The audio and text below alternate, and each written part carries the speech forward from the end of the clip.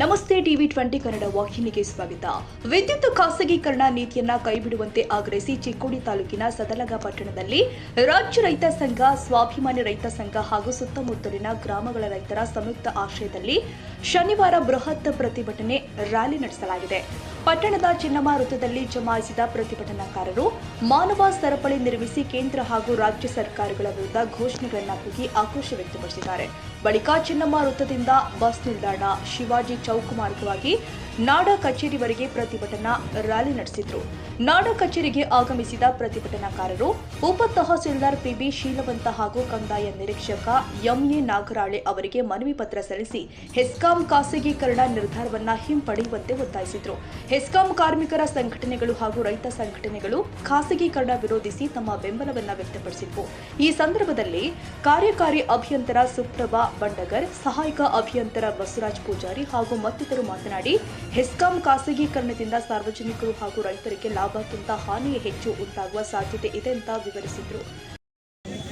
ಇಲ್ಲಿ ನಾವು actually first ನಮ್ಮ ಕಾರ್ಯಕ್ರಮ ಇರೋದೇನಂತಂದ್ರೆ ಟಾಟಾ ಪವರ್ಗೆ ಏನು ಪ್ರೈವೇಟೈಸೇಷನ್ ಕೊಡ್ತಾ ಇದ್ದಾರೆ ಅದನ್ನು ಅಪೋಸ್ ಮಾಡುವಂಥ ಎಜೆಂಡಾ ನಮ್ಮದು ಮೇನ್ ಇತ್ತು. ಸಾಲದಕ್ಕೆ ನಿನ್ನೆ ಸಾಯಂಕಾಲದಿಂದ ಸಾಕಷ್ಟು ಫೋನ್ಗಳು ಬಂದಿದ್ದಾವೆ ನನಗೆ. ಇದು ರಿವರ್ ಬೆಡ್ ಸೈಡ್ಗೆ ನಾವು ಪವರ್ ಸಪ್ಲೈ ಬಂದ್ ಮಾಡ್ಕೊತಿದ್ದೀವಿ. ಯಾಕಂದ್ರೆ ಕುಡಿ ನೀರಿಗೋಸ್ಕರ ನೀರು ಬಿಟ್ಟಿದ್ದಾರೆ, ಅದನ್ನು ಚಾಲು ಮಾಡಿ ಕೊಡ್ರಿ. ಯಾಕಂದ್ರೆ ದನ ಕರುಗಳದಾವ, ನಮ್ಮನ್ನು ಎಷ್ಟೋ ಜನ ರೈತರೆಲ್ಲ ಮಾತಾಡಿದರು. ದನ ಕರುಗಳದಾವ, ನಾವು ಹೊಳಿ ನೀರು ಮೇಲೆ ಡಿಪೆಂಡ್ ಇದ್ದೀವಿ, ನೀವು ಅದು ಬಂದ್ ಮಾಡ್ಕೊಂಡು ಕೂತ್ರೆ ಹೆಂಗೆ ಅಂತ ಇಷ್ಟೆಲ್ಲ ಮಾತಾಡಿದ ಮೇಲೆ ಬೆಳಗ್ಗೆ ಆ್ಯಕ್ಚುಲಿ ಸುಮಾರು ಒಂದು 2 ತಾಸಿನಿಂದ ನಾವು ಅದನ್ನು ಸಾಕಷ್ಟು ಪ್ರಯತ್ನ ಪಟ್ಟು ಈಗೆಲ್ಲ ನಾವು ಈ ಮೇಡಮ್ ಎಲ್ಲ ಪ್ರಯತ್ನ ಪಟ್ಟು ಈಗ ಅವರ ಕಡೆಯಿಂದ ಹೂ ಅನಿಸ್ಕೊಂಡು ಬಂದಿದ್ದೀವಿ. ಸೊ ಅಷ್ಟರ ಮಟ್ಟಿಗೆ ನಾನು ನಿಮಗೆ ಅಶ್ಯೂರೆನ್ಸ್ ಆ ಒಂದು ಉದ್ದೇಶಕ್ಕೋಸ್ಕರ ಇದು ನಮ್ಮ ತಡವಾಗಿ ಬರೋಕ್ಕಾಗಿದೆ. ಸೊ ಅಲ್ಲಿ ಒಂದು ಪ್ರಾಬ್ಲಮ್ ಸಾಲ್ವ್ ಮಾಡಿ ಬಂದಿನ ಅಂತ ನಾನು ಅನ್ಕೊಂಡಿದ್ದೀನಿ. ಸೊ ಇವತ್ತಿಂದ ನಿಮಗೇನಿದೆ ಅಷ್ಟು 7 ತಾಸೇನು ಕರೆಂಟ್ ಕೊಡ್ಲಿಕ್ಕೆ ಆಗಲಿಲ್ಲ, ಬಟ್ ಇದ್ದಿದ್ರೆ ಸ್ವಲ್ಪ ಅನುಕೂಲ ಅಂದ್ರೆ ಮಾಡಿಕೊಡ್ತೀವಿ. ಒಂದು 4-4 ತಾಸು ಆದರೂ ಕೊಡುವಂಥ ವ್ಯವಸ್ಥೆ ಮಾಡಿದ್ದೀನಿ. ಸೊ ದಯವಿಟ್ಟು ಅದಕ್ಕೆ ಎಲ್ಲರೂ ಕೋಆಪರೇಟ್ ಮಾಡಬೇಕು. ಯಾಕಂದರೆ ಕುಡಿ ನೀರು ಬೇಸಿಗೆಯಲ್ಲಿ ಮಳೆ ಬರಲಿಲ್ಲ ಅಂದರೆ ಕುಡಿ ನೀರಿಗೂ ಕಷ್ಟ ಆಗಿಬಿಡುತ್ತೆ. ನೀವೆಲ್ಲ ಇರಿಗೇಷನ್ಗೆಲ್ಲ ಯೂಸ್ ಮಾಡ್ಕೊಂಡ್ಬಿಟ್ರೆ ಅಂದರೆ ಕುಡಿ ನೀರಿಗೆ ಕಷ್ಟ ಆಗುತ್ತೆ. ನಾವು ಅದನ್ನು ಮೇನ್ ವಿಚಾರ ಮಾಡಬೇಕಾಗತ್ತೆ. ಸೊ ಅದಕ್ಕೆ ನಾವೆಲ್ಲ ಬೇರೆ ಒಂದು ಇದನ್ನೆಲ್ಲ ಮಾಡಿಕೊಂಡು ಅವ್ರನ್ನ ಕಾನ್ಫಿಡೆನ್ಸ್ನ ತೊಗೊಂಡು ನಿಮಗೆ ಅಟ್ಲೀಸ್ಟ್ ದಿವಸ ಒಂದು 4 ತಾಸು ಕರೆಂಟ್ ಕೊಡುವಂಥ ವ್ಯವಸ್ಥೆ ಅಂತ ಮಾಡ್ಕೊಂಡಿದ್ದೆ. ಅದಕ್ಕೋಸ್ಕರ ನಮ್ಮಲ್ಲಿ ಲೇಟ್ ಆಗಿದೆ, ದಯವಿಟ್ಟು ಕ್ಷಮಿಸಬೇಕು. ನೆಕ್ಸ್ಟ್ ಬಂದು ಈಗ ಅವರು ವೀರಭದ್ರ ಫೀಲ್ಡರ್ ಅಂತ ಹೇಳಿದರು. ಏನಾಗಿದೆ ಅಂದರೆ ನಮ್ಮಲ್ಲಿ ಒಂದು 4 ಲಿಂಕ್ ಲೈನ್ ವರ್ಕ್ ನಡೀತಾ ಇದ್ದಾರೆ.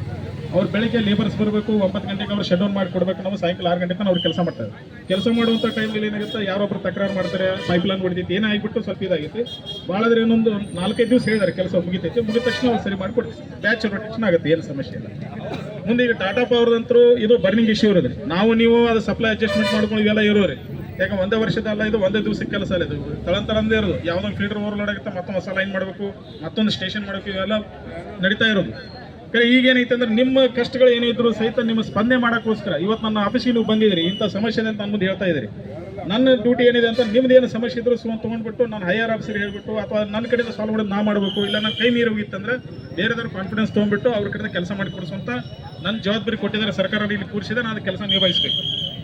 ಇನ್ನೇನಾದ್ರು ಟಾಟಾ ಪವರ್ ಕಡೆ ಹೋಯ್ತಂತಂದ್ರೆ ನೀವು ಪ್ರತಿಯೊಂದು ಸಹಿತ ಅವ್ರನ್ನ, ಯಾಕಂದ್ರೆ ಎಲ್ಲನೂ ಈಗ ಮೊಬೈಲ್ ರಿಚಾರ್ಜ್ ಮಾಡಬೇಕಾದ್ರೆ ನೀವು ಏನೋ ಮೊಬೈಲ್ ಇದ್ರೆ ಕಸ್ಟಮರ್ ಕೇರಿಗೆ ಮಾತಾಡ್ರಿ ಅಂತ ಹೇಳ್ತಾರೆ. ರಿಚಾರ್ಜ್ ಮಾಡೋದು ಏನಿದ್ರು ಸಣ್ಣ ಕೊಟ್ಟಿದ್ರೆ ಲೋಕಲ್ ನಿಮ್ಮ ರಿಟೈಲರ್ಸ್ ಇರ್ತಾರೆ, ಅವ್ರು ಹೇಳ್ಬೋದು. ಏನಾರು ಮೇಜರ್ ಇಶ್ಯೂಸ್ ಇರ್ತಂದ್ರೆ ನೀವು ಎಲ್ಲಿ ಮಾತಾಡ್ತಾರೆ, ಕಸ್ಟಮರ್ ಕೇರಿಗೆ ಮಾತಾಡ್ರಿ ಅಂತ ಹೇಳ್ತಾರೆ. ಅವ್ರು ಯಾರಾದರೂ ಅವ್ರ ಆಫೀಸಲ್ಲಿ ಇತ್ತು, ಟೋಲ್ ಫ್ರೀ ನಂಬರ್ ಅದು, ಎಲ್ಲಿ ಹೋಗ್ತದೆ ಫೋನ್ ಯಾರಿಗೂ ಗೊತ್ತಿಲ್ಲ. ಅವ್ರು ಅದು ಹೇಳ್ತಾರೆ, ಇದು ಹೇಳ್ತಾರೆ, ಏನೋ ಮುಗಿಸ್ಬೋದು. ಈಗಾದರೂ ಸಹಿತ ಅದು ಸಮಸ್ಯೆ ಆಗೋದು. ಯಾಕೆ ಅವ್ರದ್ದು ಬಿಲ್ಲಿಂಗ್ ಯೂನಿಟ್ ಅಂತ ಏನು ಮಾಡ್ತಾ ಇದ್ರು, ಆ ಬಿಲ್ಲಿಂಗ್ ಯೂನಿಟ್ ಇರೋದು ಬೆಳಗಾಮದಲ್ಲಿ ಮಾತ್ರ, ಅಂದ್ರೆ ಡಿಸ್ಟ್ರಿಕ್ಟ್ ಹೆಡ್ ಕ್ವಾರ್ಟರ್ಸ್ ಒಂದು ಮಾತ್ರ ಇರೋದು. ನಿಮ್ದು ಏನೋ ಸಮಸ್ಯೆ. ಮತ್ತು ಅವ್ರು ಹೆಂಗಿದ್ರೆ ಎಲೆಕ್ಟೆಡ್ ಬಾಡಿ ಅಲ್ರಿ ಅದು. ಈಗ ನಾವು ಸರ್ಕಾರ ಪರವಾಗಿ ಕೆಲಸ ಮಾಡಿದ್ರೆ ನೀವು ಸರ್ಕಾರದ ಅಧೀನದಾಗಿದ್ದೀರಿ. ನಾವು ನೀನೇ ತಪ್ಪು ಮಾಡಿದ್ರು ಸಹಿತ ನಿಮ್ಗೆ ಅಧಿಕಾರ ಇದೆ. ನನ್ನ ಮೇಲಾಧಿಕಾರಿಗಳಿಗೆ ಇದೆಲ್ಲ ಮೀರಿ ಲಾಸ್ಟ್ ಬಂದು ಸರ್ಕಾರಕ್ಕೆ ಹೋಗ್ಬಿಟ್ಟು ನೀವು ನನ್ನ ಮೇಲೆ ಒಂದು ಏನನ್ನ ತಪ್ಪು ಮಾಡಿದ್ರು ಸಹಿತ ನೀವು ಅದನ್ನು ತಿಳಿಸ್ಬೋದು. ನನ್ನ ಮೇಲೆ ಅವರು ಆ್ಯಕ್ಷನ್ಸ್ ತಗೋಬೋದು. ಸೊ ಇಲ್ಲಿ ಟಾಟಾ ಪವರ್ದು ಏನಾಗುತ್ತೆ ಅಂದ್ರೆ ಅವ್ರದೇ ಆದಂಥ ಒಂದು ಬೋರ್ಡ್ ಆಫ್ ಡೈರೆಕ್ಟರ್ಸ್ ಒಂದು ಕಮಿಟಿ ಇರೋದು. ಅದು ಅವ್ರು ಹೆಂಗಂತಂದ್ರೆ ರಿಟೈರ್ಡ್ IAS ಆಫೀಸರ್ಸು ಯಾರೋ ಒಂದು ಲೆವೆಲಾಗಿ ಇರ್ತಾರೋ, ಅದಕ್ಕೊಬ್ಬರು CEO ಇರ್ತಾರೆ. ಅವ್ರ ಆಫೀಸ್ ಎಲ್ಲಿ ಇರುತ್ತಾ, ಯಾರು ಇರ್ತಾರೋ, ಏನಿರ್ತಾರೋ, ನಿಮಗಂತರೂ ಒಬ್ಬರು ಸಿಗೋದಿಲ್ಲ. ಸೊ ಅಂಥ ಟೈಮ್ನಲ್ಲಿ ನಿಮ್ದು ಏನೇ ಸಮಸ್ಯೆಗಳಿದ್ರು ಸಹಿತ ನೀವು ಅವ್ರಿಗೆ ಕಾಂಟ್ಯಾಕ್ಟ್ ಮಾಡ್ತೀವಿ ಅಂದರೆ ಅವ್ರಂತೂ ನಿಮ್ಮ ಕೈ ಸಿಗಲಿ, ನಿಮ್ಮ ಪ್ರಾಬ್ಲಮ್ ಸಾಲ್ವ್ ಆಗುತ್ತೆ. ಸೊ ಅದಕ್ಕೇನಂದ್ರೆ ನೀವು ಏನು ಅಪೀಲ್ ಹೋಗ್ತಾ ಇಲ್ಲ, ಅಪೀಲ್ ಹೋಗುವಂಥ ಚಾನ್ಸಸ್ ಇಲ್ಲಿ ಟಾಟಾ ಪವರ್ದು ಇದ್ರೆ ಇಲ್ಲ. 1 ಮೇನ್ ಡಿಸಿಷನ್ ಅದು.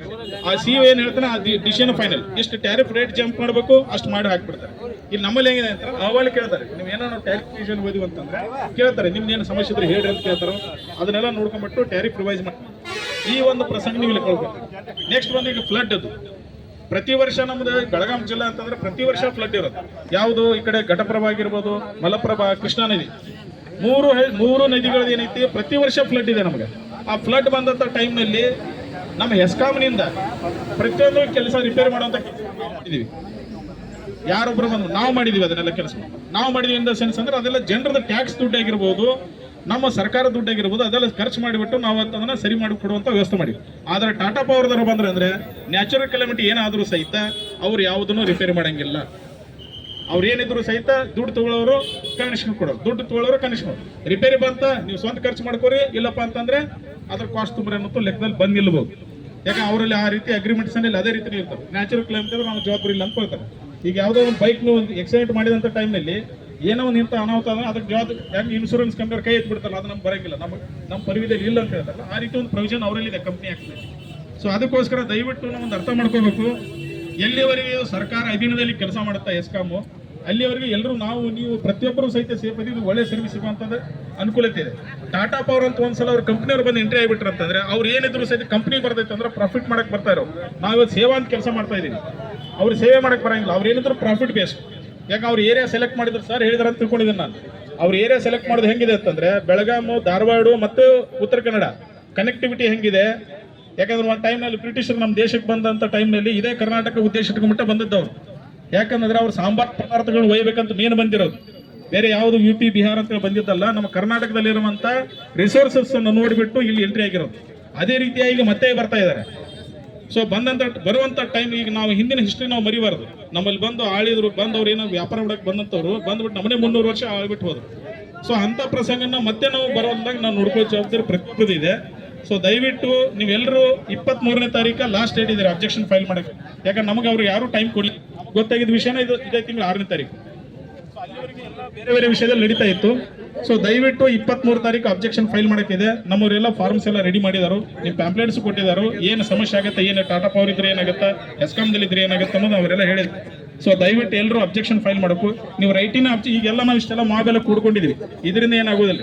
ಅಬ್ಜೆಕ್ಷನ್ಸ್ ಅನ್ನ ರೈಟಿಂಗ್ ನಲ್ಲಿ ಹೋದ್ರೆ ಮಾತ್ರ ಅದಕ್ಕೊಂದಿನ ವೇಟ್ ಬರುತ್ತೆ. ಸೊ ಅದಕ್ಕೆ ದಯವಿಟ್ಟು ಬರೀ ಗುಂಪು ಕಟ್ಕೊಂಡ್ಬಿಟ್ಟು ಇದನ್ನ ಮಾಡಿದ್ರೆ ಏನು ಅರ್ಥ ಇಲ್ಲ.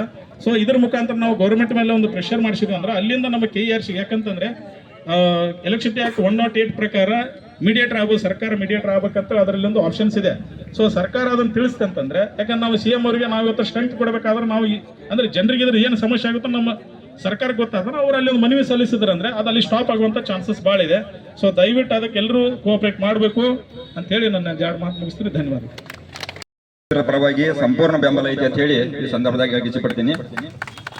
ವಿಶೇಷವಾಗಿ ಈ ಖಾಸಗೀಕರಣ ಮಾಡೋದ್ರಿಂದ ಏನೇನ ಸಮಸ್ಯೆ ಆಗ್ತಿತ್ತಪ್ಪ ಅಂತಂದ್ರೆ, ಈಗ ಬಹಳಷ್ಟು ವಿಷಯ ಬದಲ ಈಗ ನಮ್ಮ ಸರ್ ಮಾತಾಡಿದಾರೆ, ಏನೇನ್ ಆಗ್ತೈತಿ ಏನೇನಿಲ್ಲ ಅನ್ನೋದ್ರ ಬಗ್ಗೆ ಬಹಳಷ್ಟು ವಿಷಯಗಳನ್ನ ಮಾತಾಡಿದಾರ. ಅವ್ರ ಈ ಮಾತಾಡಿದಂತ ವಿಷಯದೊಳಗ ಎಲ್ಲಾ ಸಫರ್ ಆಗವ್ರ ನಾವು ರೈತರ, ಅದರ ನಮ್ಮ ವಿದ್ಯಾರ್ಥಿಗಳ, ವಿಶೇಷವಾಗಿ ಇಲ್ಲಿ ಎಲ್ಲಾ ಕೆಲಸ ಮಾಡುವಂತ ಕಾರ್ಮಿಕರು ಏನಿದಾರೋ ಅವ್ರ ಮ್ಯಾಗ ಅನ್ಯಾಯ ಆದಂಗ ಆಗ್ತೈತಿ. ಅದು ಆಗಬಾರ್ದು ಅನ್ನೋ ನಿಟ್ಟಿನಾಗ ನಾವ್ ಇವತ್ತ ಬೆಂಬಲ ಕೊಡ್ಬೇಕಾಗೈತಿ. ಆ ವಿಷಯದಾಗ ನಾವು ಬೆಂಬಲ ಕೊಡ್ತೀವಿ. ಎರಡನೇ ವಿಷಯಪ್ಪ ಅಂತಂದ್ರ, ಈಗ ನಮ್ಮ ರೈತರಿಗೆ 17 ತಾರೀಕಿನಿಂದ ಈ ಭಾಗದಾಗ ನೀರು ಹೋಗ್ತೈತಿ. ಆ ನೀರ ಎಲ್ಲ ರೈತರಿಗೆ ದನಗಳಿಗೆ ನೀರು ಕೊಡ್ಸಕ್ಕಾಗಲಿ ಇದು ಮಾಡಕ್ಕಾಗಲಿ ಸಮಸ್ಯೆ ಆಗಾಕೈತಿ. ಆ ವಿಷಯದೊಳಗ ಮಹಾರಾಷ್ಟ್ರ ಅವರ ನೀರು ಚಾಲು ಮಾಡಿರಪ್ಪ ಅಂತಂದ್ರ ನಮ್ಮ ಕರ್ನಾಟಕದ ರೈತರಿಗೆ ಅನ್ಯಾಯ ಆಗ್ತೈತಿ. ಯಾಕಂದ್ರೆ ನಮ್ಮ ಕರ್ನಾಟಕದ ರೈತರಿಗೂ ಒಂದ್ ಸ್ವಲ್ಪ ನೀರು ಕೊಡುವಂತ ವ್ಯವಸ್ಥೆ ಮಾಡಬೇಕು. ಈ ಹೆಸ್ಕಾಂ ಇಲಾಖೆಯಿಂದ ಸರ್ಕಾರದ ಯಾವ್ದು ಇಲಾಖೆ ಇದೆ ಆ ಇಲಾಖೆಗೆ ಸಂಬಂಧಪಟ್ಟ ತಿಳಿಸ್ಬೇಕು ಅನ್ನೋದು ಈ ಒಂದು ಸಭೆ ಮುಖಾಂತರ ನಾವು ತಿಳಿಸಕ್ ಪ್ರಯತ್ನ ಮಾಡಿದೆ. ಖಾಸಗೀಕರಣ ಮಾಡಬಾರದು ಅನ್ನೋ ಉದ್ದೇಶದಿಂದ ಈ ಮನೆಗೆ ಏನು ಕೊಟ್ಟಿದ್ದೀರಿ, ಇದು ಪ್ರಾಪರ್ ಚಾನಲ್ ಆಗಿ ನಾವು ಕಳಿಸ್ಬೇಕಾಗಿತ್ತು. ಆ ಕಾರಣದಿಂದ ತಹಸೀಲ್ದಾರ್ ಮುಖಾಂತರ ನಾವು ಹಾರ್ಡ್ ಕಾಪಿಯನ್ನು ಕಳಿಸ್ತೀನಿ. ಅದ್ರ ತಾವು ಇಮೇಲ್ ಕೊಟ್ಟದ ಅಡ್ರೆಸ್ಸಿಗೆ ನಮ್ಮ ಕಚೇರಿಯಿಂದ ನಾವು ಇಮೇಲ್ ಮಾಡೋ ವ್ಯವಸ್ಥೆ.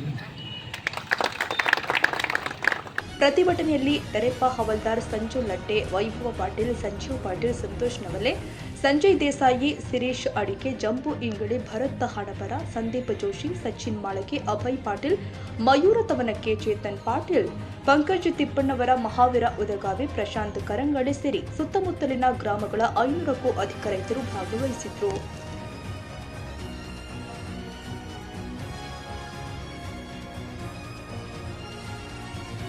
ಕನ್ನಡಿಗರ ಮೆಚ್ಚಿನ ನಿಮ್ಮ TV20 ಕನ್ನಡ ವಾಹಿನಿ ಇದೀಗ ಟಿವಿಯಲ್ಲಿ ಲಭ್ಯ. ಕರ್ನಾಟಕ ಮತ್ತು ದೇಶ ವಿದೇಶದ 360 ಡಿಗ್ರಿ ಸುದ್ದಿ ವಿವರವನ್ನ ಪಡೆಯುವುದಕ್ಕೆ TV20 ವಾಹಿನಿಯನ್ನು ಲೈಕ್ ಮಾಡಿ, ವಿಡಿಯೋಗಳನ್ನು ಶೇರ್ ಮಾಡಿ, ಕಮೆಂಟ್ ಮಾಡಿ, ಸಬ್ಸ್ಕ್ರೈಬ್ ಮಾಡಿ. HCN ಕೇಬಲ್ 842 ನಂಬರ್ನಲ್ಲಿ ಹುಕ್ಕೇರಿ ತಾಲೂಕು ಹಾಗೂ ಸಂಕೇಶ್ವರದ ಸುತ್ತಮುತ್ತಲಿನ ಹಳ್ಳಿಗಳಲ್ಲಿ ಲಭ್ಯ. PCN ಕೇಬಲ್ 129 ನಂಬರ್ನಲ್ಲಿ ಹಾರುಗೆರೆ ಸುತ್ತಮುತ್ತಲಿನ ಹಳ್ಳಿಗಳಲ್ಲಿ ಲಭ್ಯ. ರಾಯಬಾಗ್ ಡಿಜಿಟಲ್ ಚಾನೆಲ್ ಕೇಬಲ್ 80ನೇ ನಂಬರ್ನಲ್ಲಿ ರಾಯಬಾಗ ತಾಲೂಕಿನ ಸುತ್ತಮುತ್ತಲಿನ ಹಳ್ಳಿಗಳಲ್ಲಿ ಲಭ್ಯ. UDCN ಕೇಬಲ್ ನೆಟ್ವರ್ಕ್ ಉಗಾರ ಸುತ್ತಮುತ್ತಲಿನ ಹಳ್ಳಿಗಳಲ್ಲಿ ನಿಮ್ಮ TV20 ಕನ್ನಡ ವಾಹಿನಿಯೂ ಲಭ್ಯ.